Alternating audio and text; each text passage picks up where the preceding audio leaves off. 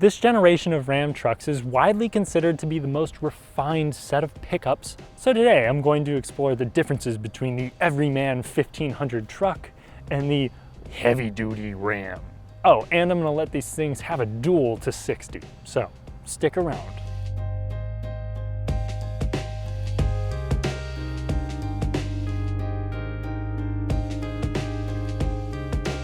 If you enjoy fun, detailed car content without all the fluff, consider subscribing and hitting the bell for notifications. Standing on the outside, I mean, photos really don't do it justice on just how large the heavy-duty trucks are compared to the 1500s. Now, it's not like the cabin is really, any bigger, but the hood is just massive and so much taller. And this is just the base tradesman trim package, whereas this is the Bighorn. And that's another thing. They come in several different trims, but there's a multitude of other equipment groups that you can spec, and then you have, things like sport appearance and other sorts of additions put in throughout. It is a complete mess, but rest assured, if you're looking for a very specific type of Ram, you can probably spec it that way. But given today's market, it might be a whole lot trickier to actually find one. Disclaimer, my heavy-duty model is a 2020 and the 1500 is a 2019. However, the engines in my trucks remain unchanged for the current model year, and all specs and features I will share today are for the 2022.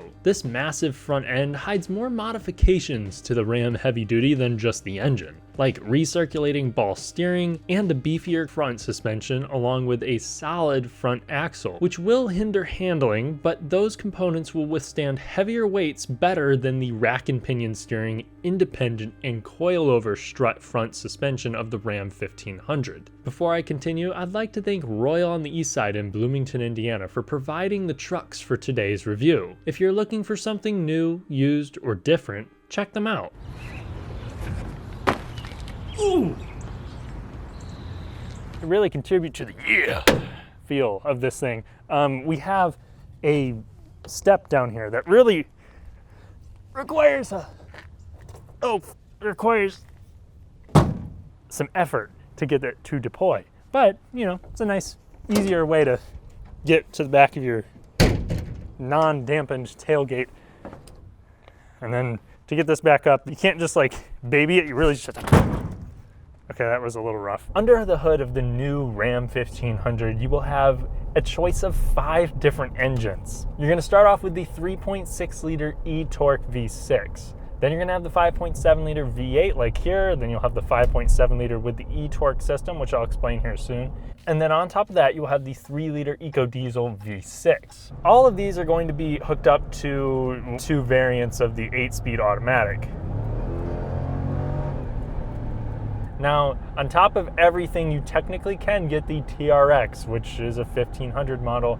And if you don't know, that's a 6.2 liter supercharged V8, making 702 horsepower. And people have, reported less than 4 seconds 0 to 60s with that thing. And I should also mention, Ram is still making, for the 2022 model year, something called the Ram Classic. That's just the previous body style truck, which makes sense because if you want to get a regular cab Ram 1500, you have to go the Ram Classic or you have to go heavy duty. This new body style does not have a regular cab. They are only extended or quad cab and then crew cabs. And to my shock, there's also no 8-foot bed unless you go heavy duty or Ram Classic.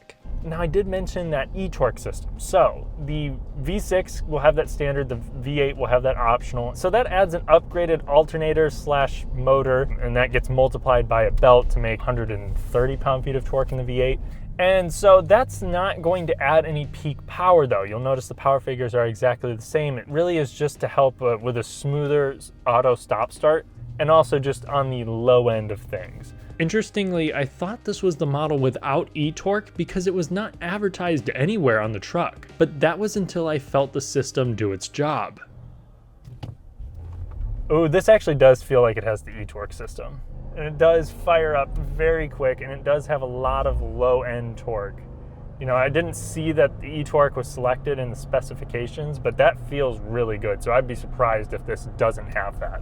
And it does allow the thing to tow a little bit more, up to, I think you're well into the 12,000 pounds when you're properly equipped with the 3.92 gearing, which this truck actually has. So, Will that more aggressive gearing help it launch better? I guess there's only one way to find out. AC off, traction control off. Okay, so she will do burnouts, and I didn't realize that, and I just let off immediately. It's better. I don't think I'm going to be able to do any better than that. Okay. Really, it does have a decent amount of thrust. You being so high up, you really don't feel the speed as much as you would if you were low down. It's just so much mass hauling ass. More importantly, passing power is plentiful. The truck doesn't have to work hard, and the great transmission tuning is partially responsible. I think that it's honestly almost a little on the aggressive side, which is rare to see, in any vehicle these days due to economy standards. So I really do like this transmission and its response to city type scenarios, up hills. I haven't hauled anything with it, but it seems like there's not very many complaints on that side of things either. This one with the 3.92 gearing, it shows around 11-something thousand pounds. Pretty good. However, if you get the standard final drive ratio, that number's more like 8,000. You get the V6, you're upper 6,000, 7,000 pound range. So I mean, it's capable, don't get me wrong, but you do have to spec it right. And additionally, when it comes to payload capacities, most of that is really just based on one suspension type, but also your gross vehicle weight. So if you have the same suspension type, but you have a truck that, instead of weighing 5,500 pounds, weighs 6,000 pounds, then your payload capacity just changed that amount. That's why technically you can have the most amount of payload with a V6 version of the Ram 1500. And most of these will have a payload between 1,700 and 2,000 pounds. A respectable amount for this class, but not exactly jaw-dropping. With gas at $4.89 a gallon in Indiana, let's talk fuel economy. According to the EPA, the 5.7 liter likes mid-grade fuel. The mild hybrid also improves mileage in the city considerably, and the V6 does a good job all around on regular. However, the diesel, especially in the two-wheel drive only high fuel efficiency trims, will shame many crossovers. The heavy-duty trucks don't have official EPA ratings, but the combined amounts reported vary from 12 to 15 miles per gallon depending on the spec. If we bring it up to highway speeds, there is definitely some tire noise in here. It's not a super serene experience, but it's also, a work grade truck.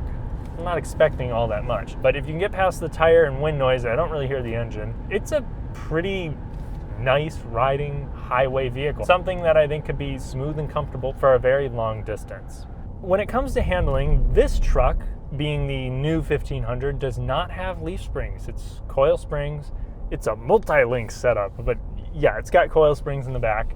And honestly, it is quite comfortable. This model does not have the quadra-lift system. You can get air ride at all four corners. You can have it lift up and lower down. Even without that system here, this is comfortable and smooth riding for a truck, to be honest.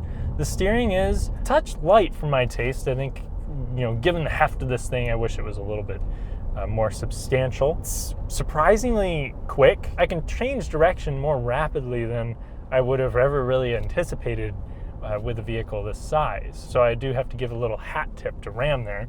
The brakes are also very confidence-inspiring, not too touchy. I like that. They have a really good balance here.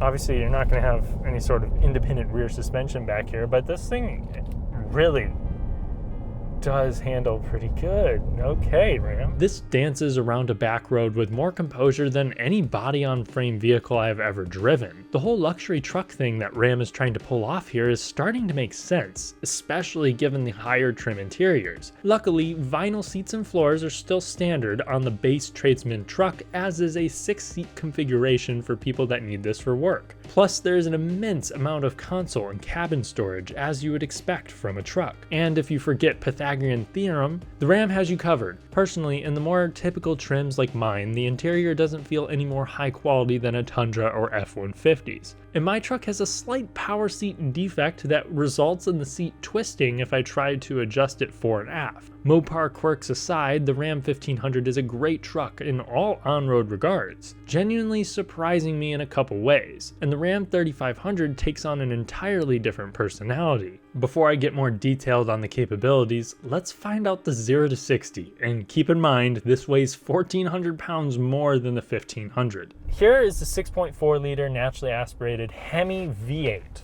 It is going to make 410 horsepower, 429 pound-feet of torque. So really not a huge improvement there over the 5.7 liter. For this, again, AC off, traction control off. I'm gonna just try to modulate it and see what I can get. Try to do the same thing with the Ram 1500, so a little bit of...